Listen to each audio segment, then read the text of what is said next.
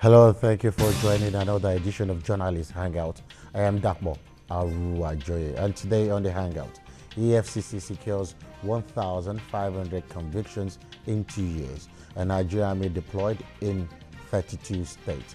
And NEC orders CBN to review forex policy as Naira crashes to 516 to $1. I will be hanging out with Babajide Kolade Titoju, Ismail Omekbidon. I'll let the Hangout start now.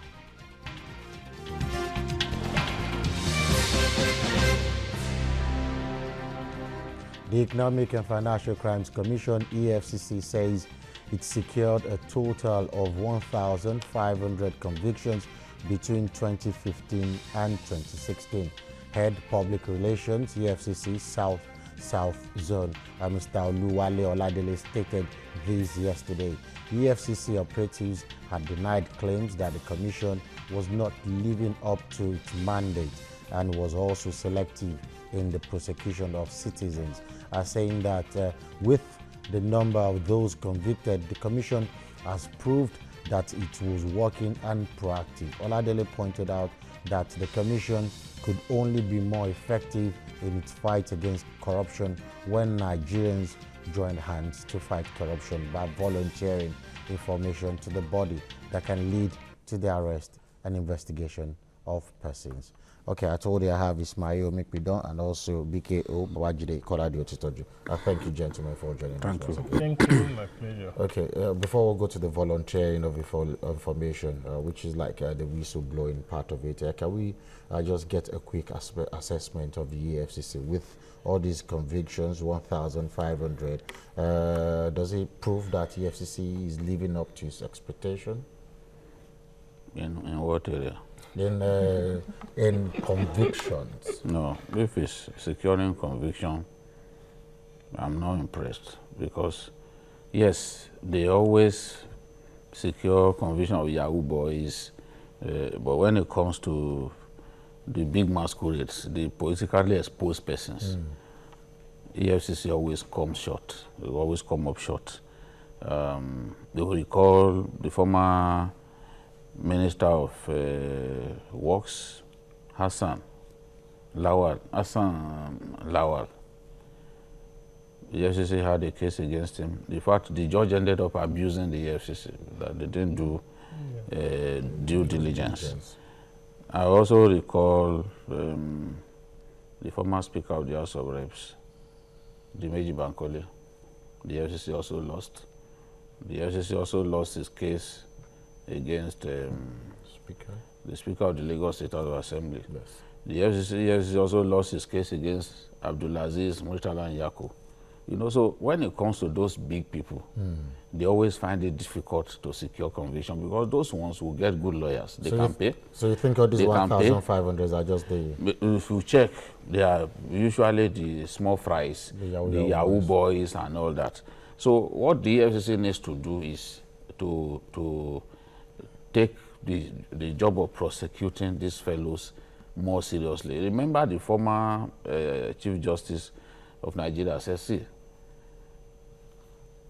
prosecuting a matter is like building a house. If the foundation is not strong enough, you can be sure that the house will go down. So if you do not do good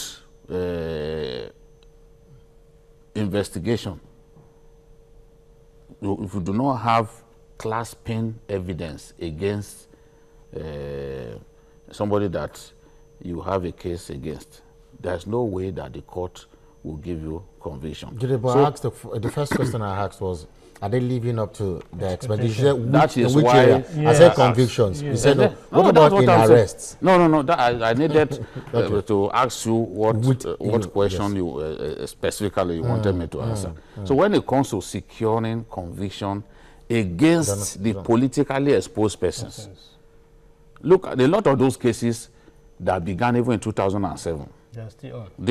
Some of them have not even really taken off. Look at Jolo Nyame.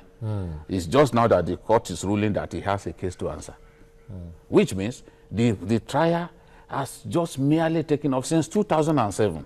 So I agreed that it is, even in all of those cases, you can't blame the EFCC. Yes. But I'm telling you that in even cases that have gotten up to the point of securing judgment, remember Fanika Ode? Yes. Remember how the case collapsed? Yes. And Fanika Ode had to be released by the court because the sole witness that the EFCC banked on came and recanted.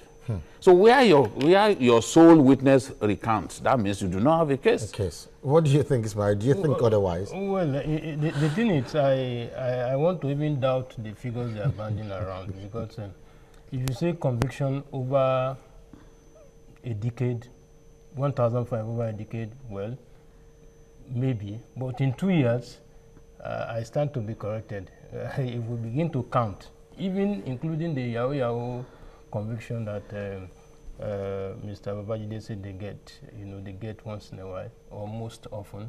I don't think they're up to 1,500 in 2 years. I don't think so. That was our judiciary is really improving. I don't think so. I don't think so. There must be some misreporting somewhere.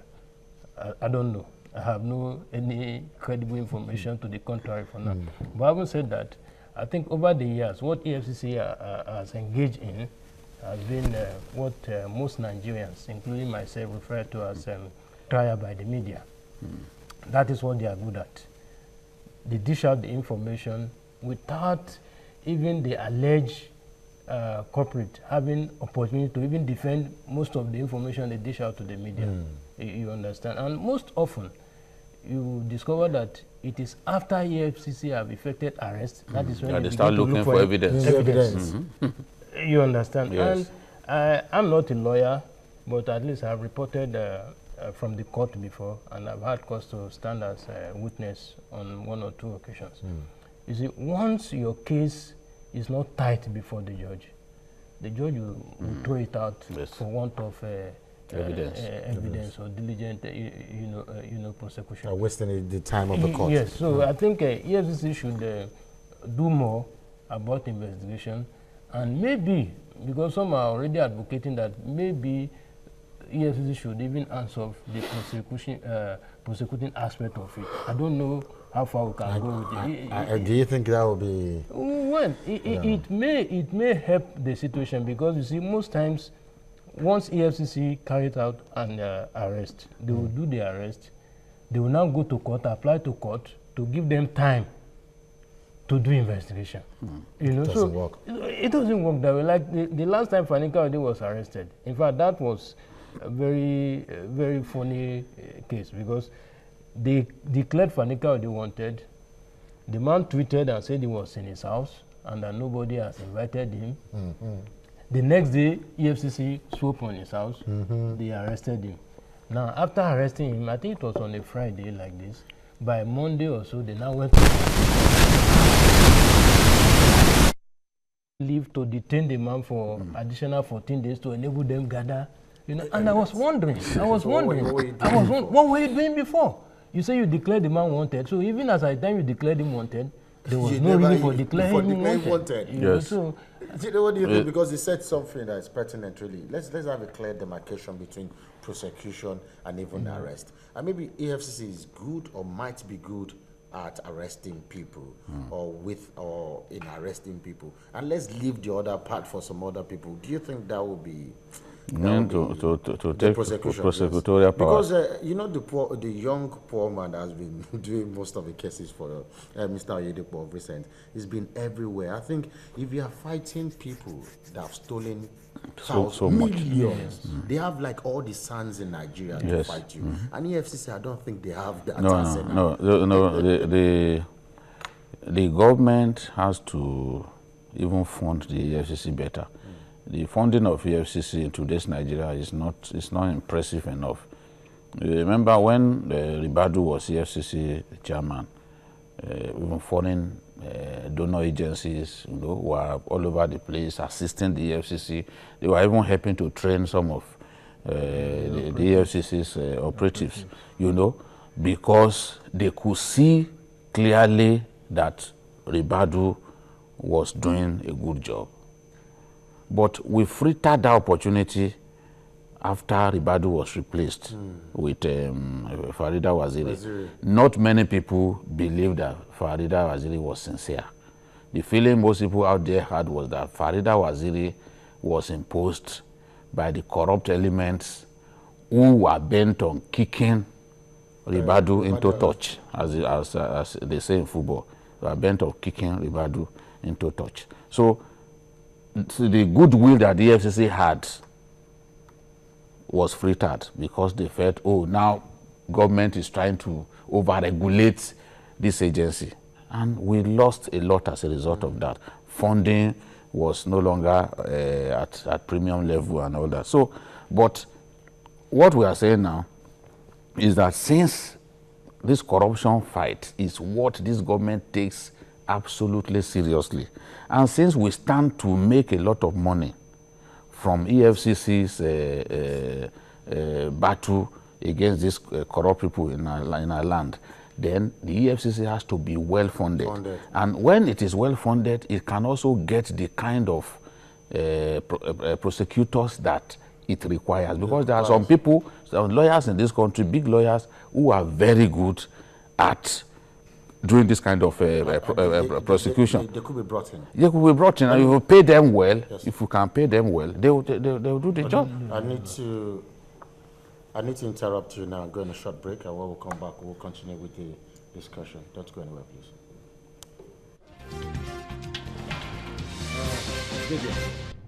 JJ.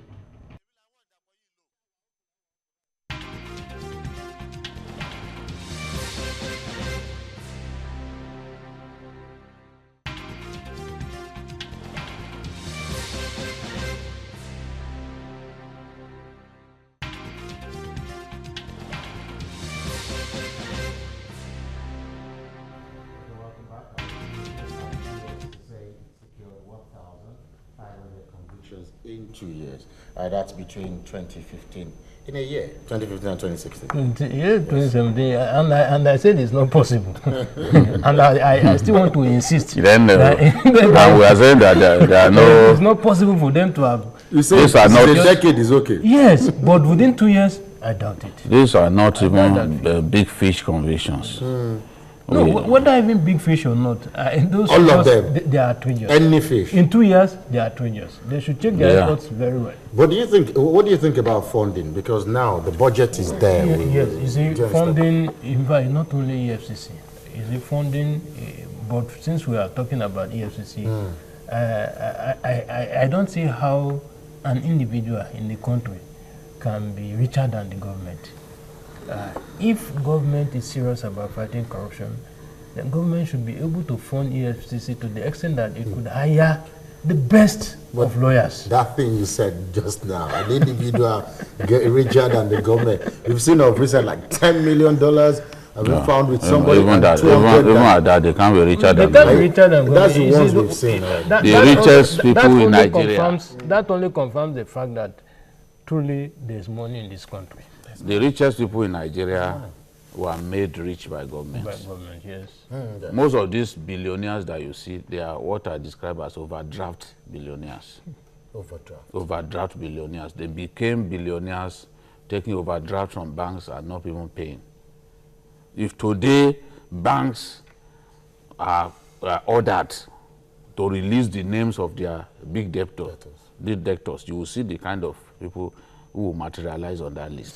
Some were even written off, you know, like, yes, I know Intercontinental Bank, you know, the present political actors in Nigeria, some of them were among the debtors, you know, and the debts were written off. They don't even pay. But for you and I, the bankers will be on our heads and insist that we'll pay back the money. But if corruption and fighting corruption was a selling point, or still is the selling point of this administration, don't you think they need to look at this almost immediately, doing something, helping the FCC, making them more independent? Because New Ribadu then could sit and say, okay, I will not collect a bribe of $50 million then or thereabout because of where he stood. But do you think anybody can say comfortably today that $50 million I won't collect, even with all these monies that we collect. There are many people in Nigeria. Yes, that will say that. I know. Yeah, there are many people. There are a lot of them, but you see,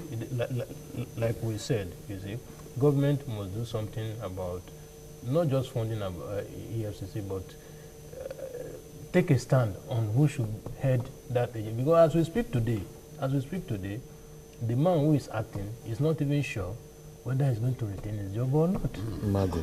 Mago. You know, although the name has been sent to the Senate, but until the Senate returns its verdict, no one can say for certainty if Mago will stay or he will go. And the former governors are kicking also, because the newspapers were awash of the news yesterday that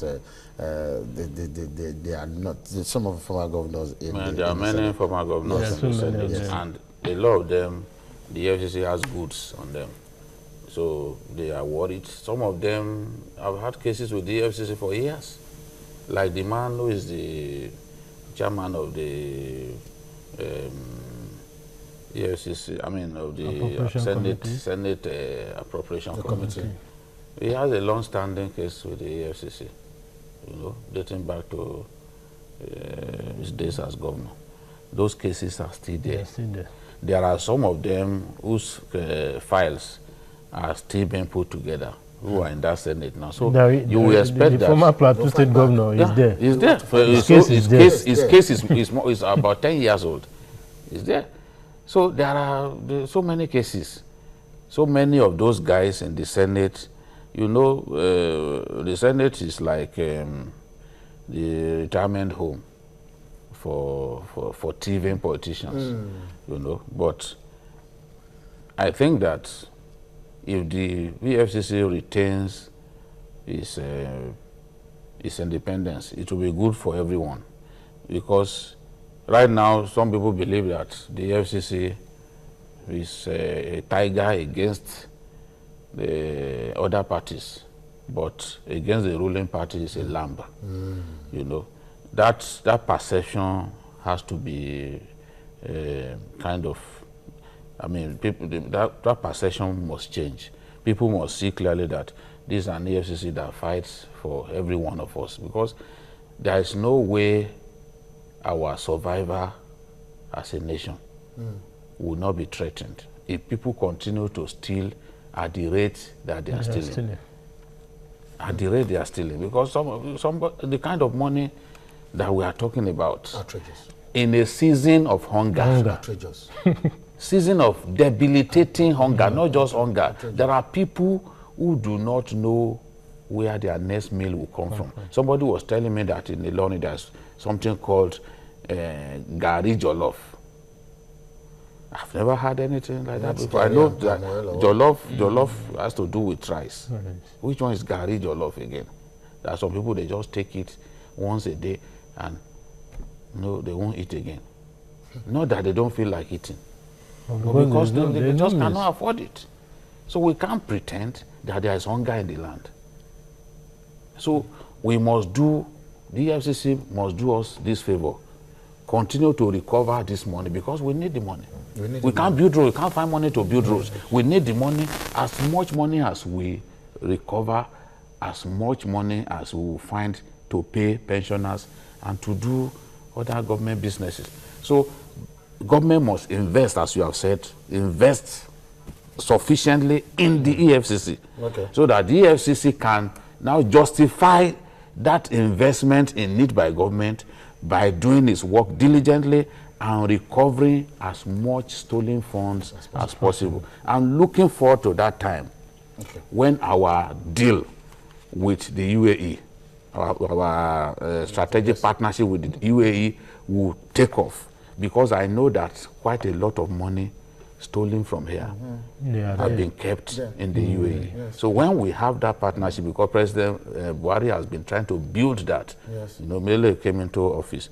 Once we have that, I can tell you, a lot of people thought that, oh, they stole money and kept in Dubai and the money is safe. They will be sorry. Okay, what do you think, Ismail? Let me quickly take Usman, because I was going to ask you about this whistleblowing, the whistleblowing part of it. And we policy. There already. All right, but let me quickly take Usman from, is that Abuja? Good evening, Usman. Yeah, good evening. How are you? Yeah, wonderful. Thank you very much for joining us. Yeah, nice topic you're discussing there. Thank you. Yeah, but I want to disagree with the other guy in Stood. Okay, Ismail. It's one that I heard him vehemently contradicting that yes, they had conviction about 1,500. I was thinking that he would say that he approached the EFCC office for them to verify this number of convictions, but he did not. All that is there is just based on hearsay. You see, when an agency come out with a figure like this, I expected journalists to approach them. We are doubting this figure verified, but not to want to sit down and be saying no. How many offices of EFCC have all over Nigeria? So for you to sit down there and say it is not true, I don't think it's fair enough. Secondly, on the issue of saying that EFCC only arrest before they start looking for evidence, I think that is absolutely not true. Okay. Please cross-check your facts very well. Okay. You get example of Palikawede. I don't think you are up to date. Before Palikawede was arrested, investigation led to his arrest. There were evidence that were recovered. In the course of investigation, even when he was detained, other evidence, other issues came up that need to be investigated. Other issues came up that need to be investigated. Sometimes, other things you wouldn't know until you arrest somebody. After taking a statement from there, it will lead you to other things. So in a situation like this, you need to obtain court order to keep this man so that you can get all that you need. It's not as if there was no evidence he was arrested. Okay. Please always correct that, that impression. All right. Thank you, Isma. Thank you so much. We really appreciate it. Yes, I think his challenge forced me to. Yes, because we need to go to short. Yes. Premium Times is talking about conviction since inception. Okay. That is 2003. Okay. So if that is correct, then I want to say that probably may be the correct position, not in 2 years. Okay, we'll come back to 2 years. It's not possible. Before we go, so you have time to even give us more evidence you've got there. We need to go on a short break and still ahead of journalist Hangout. A Nigerian army deployed in 32 states of the Federation. Our details after this break. Stay with us.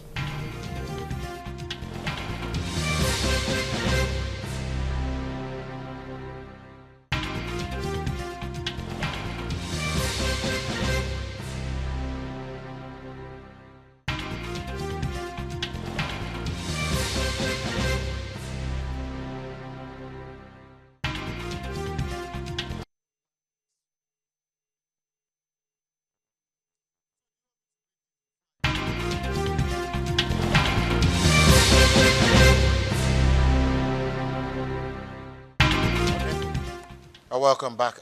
Gentlemen, let's round up before we go to the next discussion. So what's your last take now? So what should be done and how soon should it be done?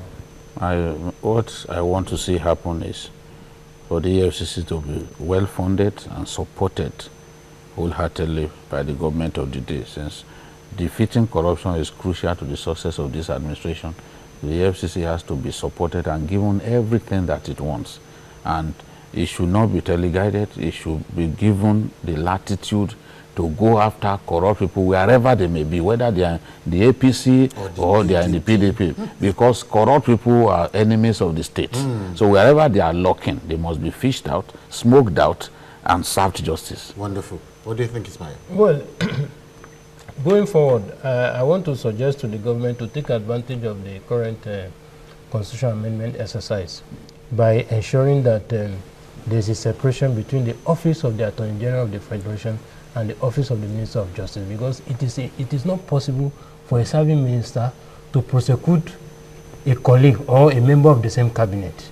So the only way to get that done is to separate that office. Once that office is separated in such a way that the order of that office outlives the sitting government or the sitting president, it will be very easy to take on anybody serving in government and who indulges in corrupt practices. All right, thank you so much. I'm moving on now. The Chief of Army Staff, Lieutenant General Toko Buratai, said men of the Nigerian Army were strategically located in 32 states of Nigeria.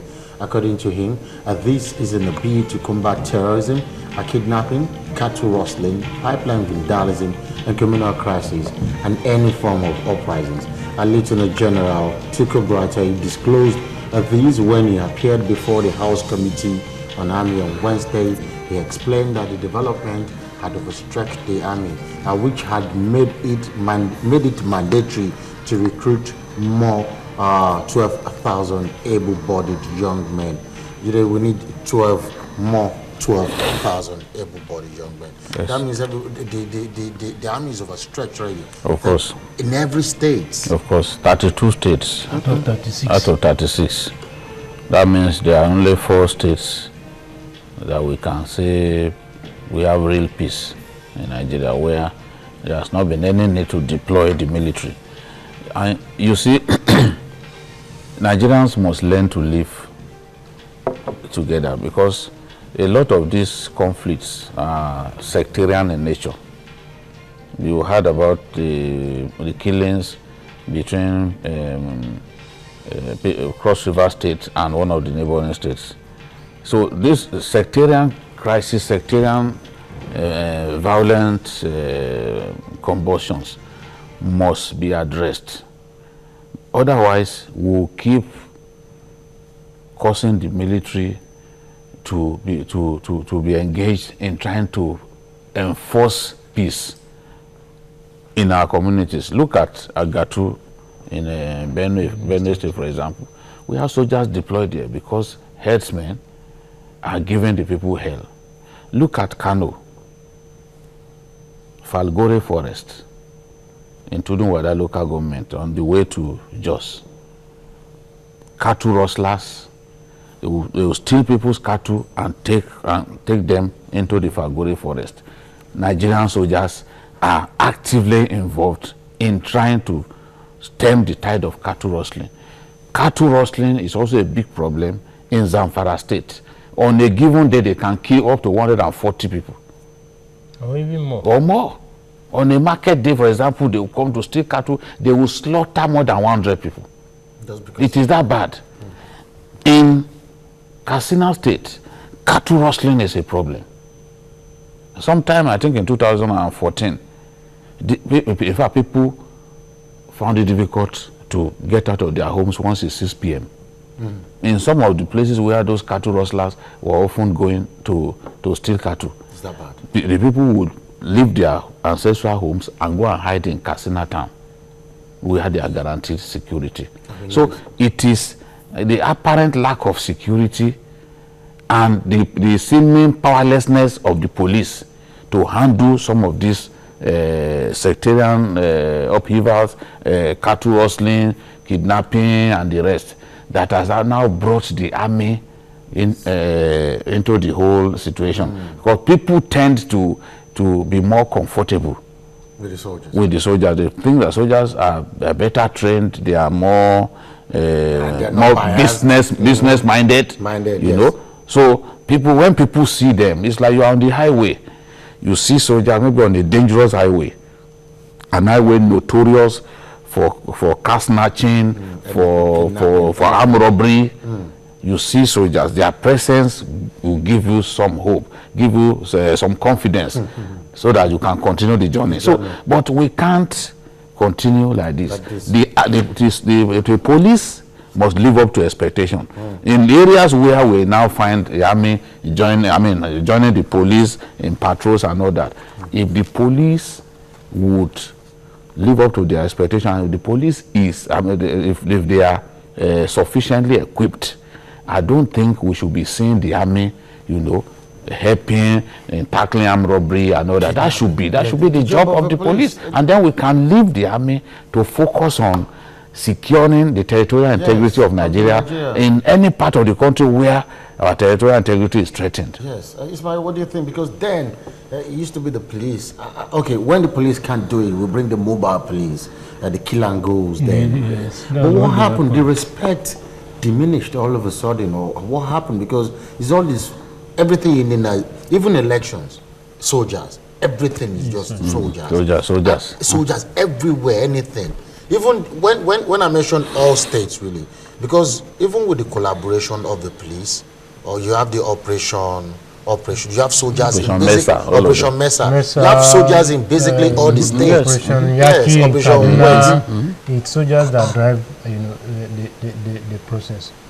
You see, the thing is, I don't know.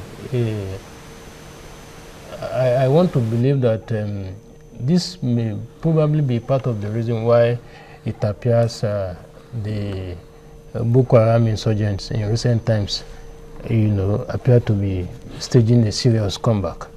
Because I was just discussing with somebody this morning in Maiduguri after the yesterday's incident in Muna around 11 p.m.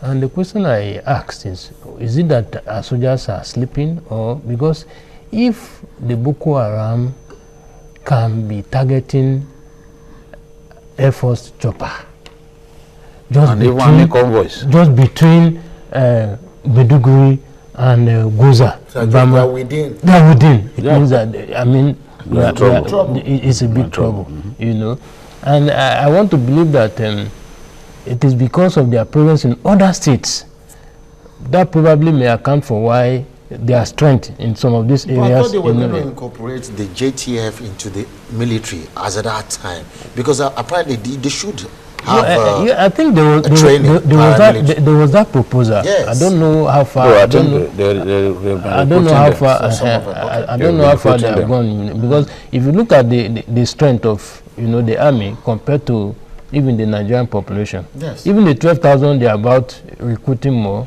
for me it's small. It's not enough. It's like a drop, in the ocean. It's not enough. We need more. Yeah, we need more. We need more, honestly, because if we make the mistake of allying these insurgents to a group, we may be in for another round of hell, because Muna garage is on your way to Gamburungala, and I think in the last 3 months or so, there have been sustained attacks on that axis of the state. In fact, they reported one, but I was told it was even 2 incidents that occurred. The first set were prevented from gaining entry, about 6 of them. So it was the second one, who gained entry, and we just thank God that they came in at the time when there were not too many people around the area where there, because it would have been disaster, because the park is, most always of them are always busy. Most of them are waiting to be cleared by soldiers so that they can return. Why? Others are also coming. In. So I think the army need to probably take some of those soldiers again back to the northeast. Back to the northeast, because we are losing the war again. Them. But they need them. But I think they need them everywhere also. No. If you look at what is happening in Niger Delta in recent times, it appears that if we engage those militants there, we are likely to get better results. Okay. If you observe lately, there have been some quiet in the Niger Delta. Yes. There have been some quiet in the Niger Delta. Because they are engaging them. That's because we are. So what I'm saying about the criminals, you don't need the army. Yes, exactly. So just dialogue. Yes, but the criminals in the northeast, you can't engage them. No, those ones are not ready for. You can't even engage them. Jide, I will engage you. That will be right after this break. Don't go anywhere, please.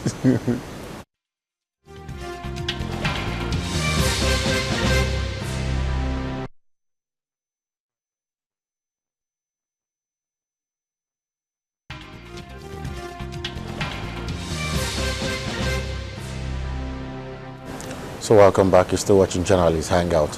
Angela, let me go to you now. So what are we looking at now? God forbid, if Nigeria was to be attacked from outside, do you think soldiers are going to be ready for that? Or can we talk about that? You see, the question to ask is, do we have enough soldiers? Enough. We must commit to recruiting soldiers for the next 10 years. Because our present troop strength is not impressive at all. It's not impressive at all. And it's showing. You cannot look at the Northeast. That's why we are not winning the war. Because even strategic places where we should position soldiers, we can't. And that's why it's easy for those boys, the Boko Haram boys, to continue they will identify vulnerable areas, areas where there's not enough soldiers. Then they go there. We had the story from Goza, where one little girl was crying and was saying, see, our parents can't move a mile out of this town because they will be killed. Boko Haram has taken over all the farms around Goza. If you move, they will kill you. If women step out, they don't touch them. But if they should see any man with women, they will kill them and turn them to widows. So it's getting worse. On this program, I think 3 days ago, somebody called in and he said he lives in Borno North, and he was listing the towns currently in the hands of Boko Haram. As if that was not enough, I was going home that same night with Sheun Idowu of our research department. For 40 minutes, another person called me, almost crying, that Boko Haram has suddenly regained strength, that he doesn't know how they suddenly regain strength. And it was like, look, we need to do something drastic, that he doesn't want the rainy season to start. Because they need to plant. With those boys, no, with those boys, I mean, having a kind of upper hand during the rainy season, because the bushes will grow taller and then they will be difficult to spot. That's his own concern. Now, you know this Askira Oba in Borno State. Yes. Boko Haram has been consistently the last few weeks attacking that local government. The chairman of the Emirates Council is one retired Brigadier General, Shal Jabba, and he's saying 13 villages around Musa, 13 villages, including Isge, have been completely overrun by Boko Haram. 13 villages. 13 villages. People have fled. And even we say we have won the war. We have not, definitely. But our boys, they were taking Nigerian Obviously. army recruits from Maiduguri. They were driving through Maiduguri, Dikwa Road. Boko Haram attacked them, killed recruits, took some prisoner, according to the story that we had. Our soldiers were escorting traders. I'm talking about what happened the last 3 weeks. Escorting traders to go and buy stuff in another community. When they got to somewhere around Damboa, Boko Haram attacked them and diverted 9 trucks filled with grains into the bush. I'm sure you heard the story as well. You grew up in Maiduguri. They diverted them into the bush. So they have something. And all of this happened. They killed soldiers who were escorting people. This happened, and there was nothing we could do. So I'm really worried that despite the fact that we said we'll kick them out of Sambisa, they found other areas where they can continually kill our people. It's so bad. Umar, good evening. You're calling from Taraba? Yes, sir. Good evening, sir. Hello, Jafo. Yeah, good evening, Umar. I'm listening to you. Good evening. Yes. I want to contribute what the army has been. Okay. I think the army should be doing more of keeping peace. They should be doing more. They should be involved in what is causing a particular problem. Hello? Yes, Umar. Umar, I'm with you. For example, now, if the crisis here, they come. You shouldn't just come and make sure. They shouldn't just come and keep peace. They should be involved in what is causing the crisis to make sure that even if they are true, if they are no more, nothing will happen again. They shouldn't just come and say, go back to home, go back to your places, and the moment they are true, they leave. They should be involved in integral what is the problem, what is causing what is the crisis there. They should know what's happening there. All right, then. All right, then. Thank you so much, Umar. Let me go to you now as we round up on this issue, because even you remember Goza. Goza used to be the camp for mobile training for mobile police now. Yes. I think apparently if they cannot train, do we still have mobile new recruits, or maybe they are training somewhere else? Or what do you think? They have another camp in Larong, yes. So I'm sure, I'm sure they are training there too. But I don't really know what happened to the mobile unit of the Nigerian police. Yes. Because I know in those days, in fact, We even fear used them. to fear them. Yeah, we fear them more. Kill and go. In fact, then, once you hear that it's Mopo, that you take cover. I don't really know what you use. The police is, is deploying them, for now, because I'm not sure if they are still available. I don't know. They are available, but maybe not as effective as because they were the ones who were assisting in quelling riots in those days. Once the do they still have the equipment that they used to have in those days? The beautiful patterns, every gutter cannon, patterns. We're looking fearsome then. Honestly, even students fear them. Yeah, everybody feared them. Everybody. Remember the Operation Wet here? They came out. Yes, everybody. I think the Nigerian police should do a lot to help the Nigerian army. Gentlemen, we need to go to the third story. And the National Economic Council, NEC, has expressed concern over Naira's sliding value and has directed the Central Bank of Nigeria to swiftly review the nation's current forex policy. According to the council, the review would cushion the suffering Nigerians are facing in view of the free fall of the Naira, which is currently exchanged at 516 Naira to $1 at the parallel market. The meeting was presided over by Acting President Yemi Osinbajo. And we were saying it before we went on here. Exactly last year, the Naira against the dollar has doubled. Yes. Doubled. And it continues to get worse. About 2 weeks ago, the CBN governor was accusing Nigerians of needlessly criticizing this policy. I think that any sensible person who comes up with a policy and the policy is not working should ask for help. Because you don't know it all. There are other people with fantastic brains on their shoulders who can offer suggestions. And we've seen that the CBN's forex policy is not working. It's just not working. Because if it was working, they would have been able to keep the currency, the exchange rate stable. They've not been able to do that. And we've not been able, they are trying to kind of defend the Naira, but they are incapable of doing it. Helpless. The kind of cushion that we had during the time of the former CBN governor, Sanusi, the kind of cushion we had, the foreign reserves that we had, which enabled him to be defending the Naira with about $20 million every week. Nobody can do that now. You don't have that kind of cushion. Even the foreign reserve is depleted. So you can't go to the foreign reserve and continue to defend the Naira. No. So what do we do? What do we do?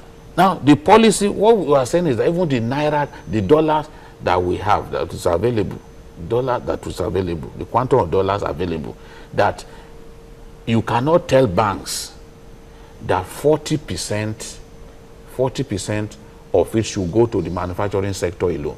Yes. Then you are now saying that the rest of us, services and the rest of us should take 60%. And everyone knows that the GDP, the country's GDP, services accounts for more than 60–70%.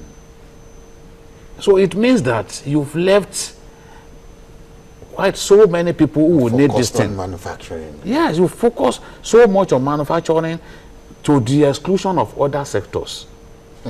So what do we do in this situation?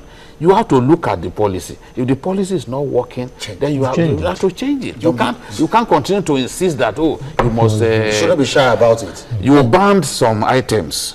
As a result of that, people lost their jobs. Yes. Yet, you are unable to stop the Naira from sliding. So you have to look within. I don't have all the answers. But in my view, I can see clearly that this policy is not working. It's not going to take us far. In fact, it will take us further down. Did you hear that? Because someone was forgotten now. Was saying if you are not careful, the dollar, a Naira to dollar will hit 1,000 Naira. I will not be, very soon. I will not be surprised. The way it's going. Yes, because don't forget, before the CBN policy, it was 250 to $1. And this policy was introduced less than 6 months. Was it up to less than 6 months? Zimbabwe dollar to $1? Because are we not nearing Zimbabwe?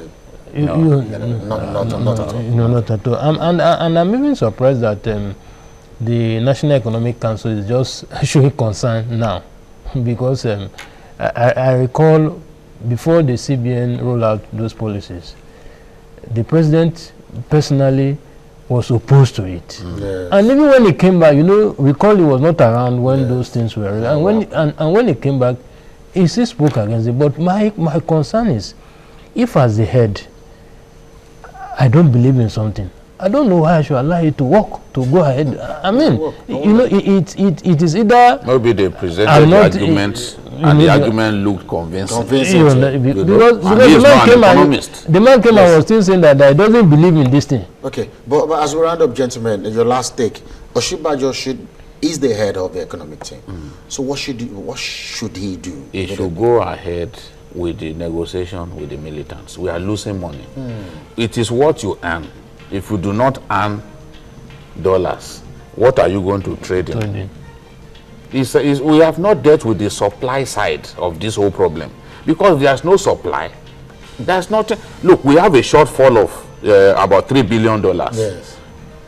How do you make up that shortfall? The economy must improve. Yes. We must earn more, even from oil. If we do not earn more, then where are we going to find the dollars? A monolithic we're a monolithic economy, and the only thing we rely on is the oil.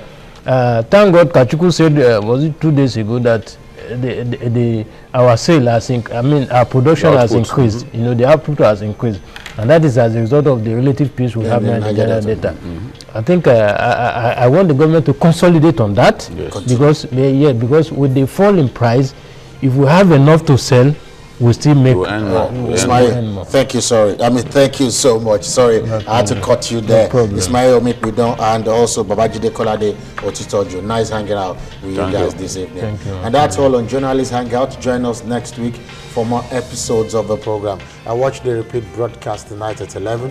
You can also watch Journalist Hangout on YouTube at youtube.com/TVC News Nigeria. Our feedback channel is Journalist Hangout at tvcnews.tv. I am Dakbo Aruwaje. Bye for now. God bless Nigeria.